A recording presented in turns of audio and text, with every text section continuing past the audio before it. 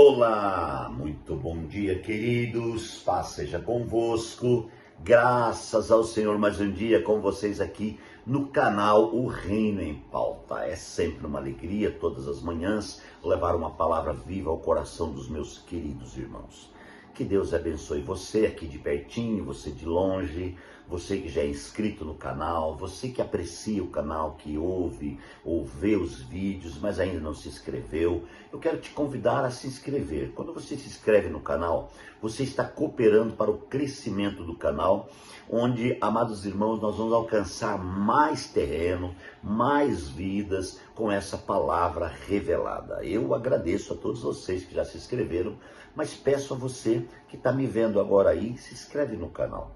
Nos ajude. O único propósito desse canal é levar a palavra viva de Deus em toda a terra habitada. Muito bem, quero enviar meu abraço aí aos meus irmãos em África, aos meus queridos pastores, líderes. Propaguem essa palavra, propaguem esse canal aí em África para todos os seus amigos e vamos se inscrever a cada dia. Meu grande abraço também aos meus irmãos aí na América, que Deus abençoe grandemente a vida de vocês, é sempre uma alegria estar com vocês aí também.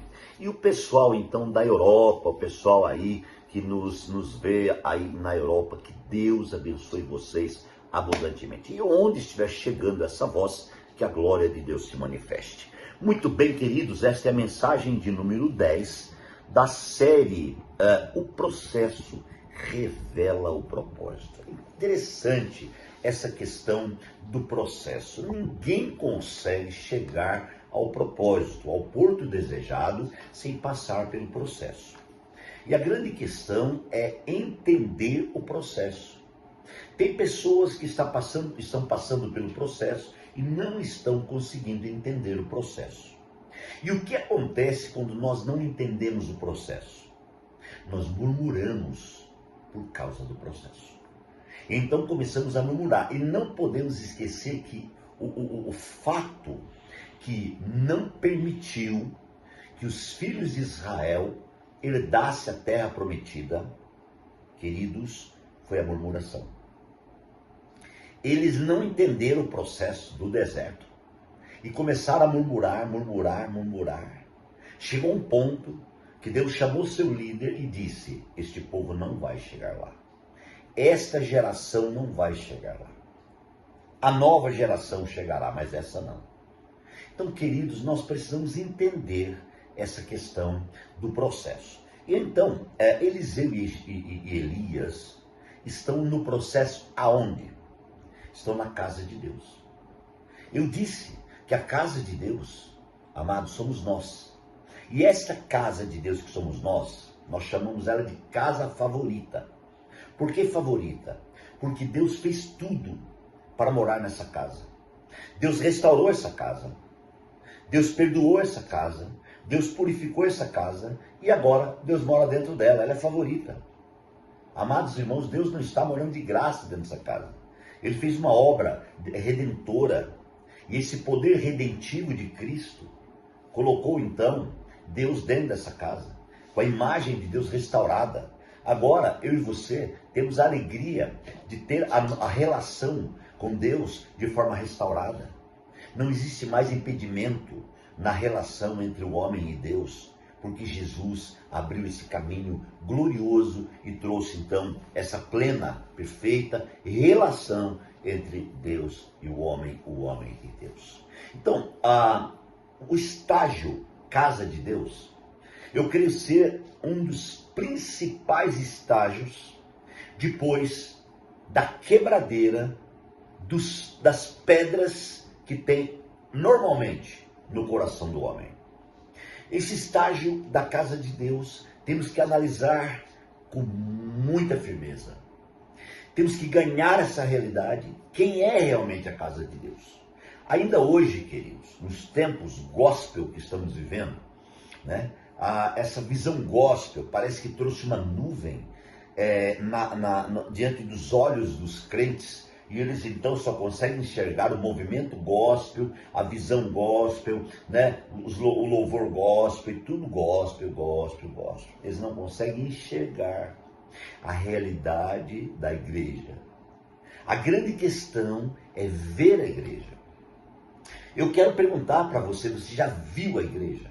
Quando eu falo ver a igreja, eu não estou falando desses olhos olhar, eu estou falando de uma visão interior. Eu estou falando do reconhecimento quem você é, por que você é, para onde você vai, por que você vai. E quando você então enxerga a igreja que está dentro de você, então todo conceito, preceitos e até preconceitos, eles caem por terra. E você sai do estágio de pedra ereta e entra no estágio, amados irmãos, da mesclagem com a pedra de esquina, que é Cristo o Senhor. A partir desse ponto, a sua vida é uma vida de relação. Relação com o seu Criador. Relação com o seu Redentor.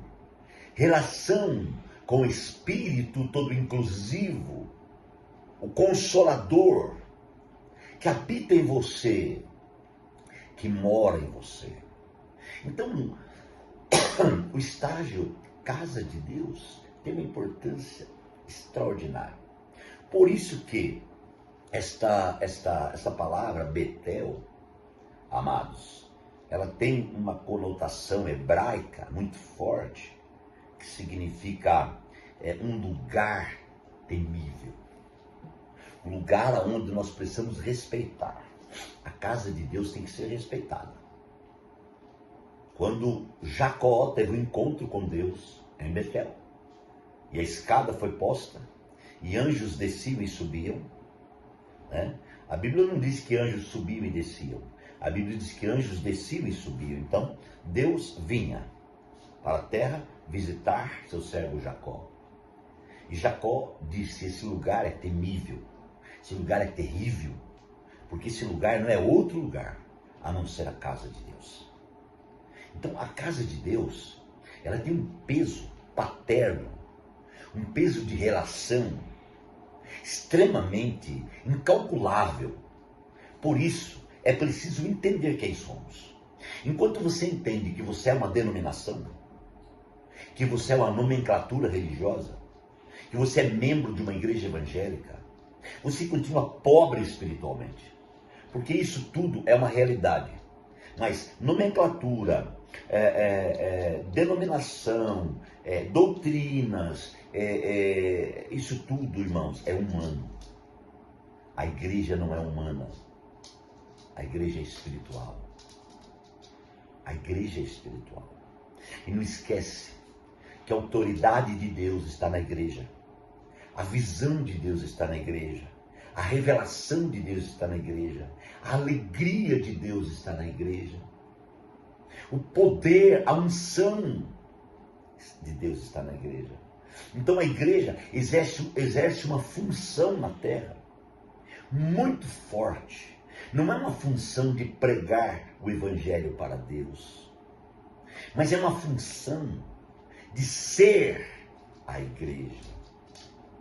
É a função de falar por Deus. Não falar de Deus, mas falar por Deus. Porque como casa favorita, o Deus que mora nesta casa, a Bíblia diz em Efésios que ele é o cabeça dessa casa. E como cabeça ele direciona, ele revela, ele se revela, ele ministra, ele atua de forma poderosa. Então, isto é você, casa de Deus. Ah, pastor, mas eu estou com problema com a minha igreja. Primeiro, você não tem igreja. Você é a igreja.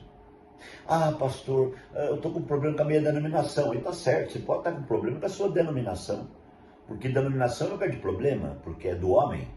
Denominação é lugar de divisão, denominação é lugar onde as pessoas se levantam, viram políticos, são politiqueiros na denominação. Agora, na igreja, não tem política não. Eu estou falando da igreja. Estou falando de 5 virgens prudentes. Essa sim, essa tem o selo de Deus. essa tem a visão de Deus, essa tem a revelação de Deus, essa tem a unção de Deus. Essa é Betel. Essa é temível, essa é terrível, essa é gloriosa, essa é poderosa mesmo, irmãos. E se você está vivendo nesse contexto da igreja, não organização, mas organismo vivo, então você está no caminho certo.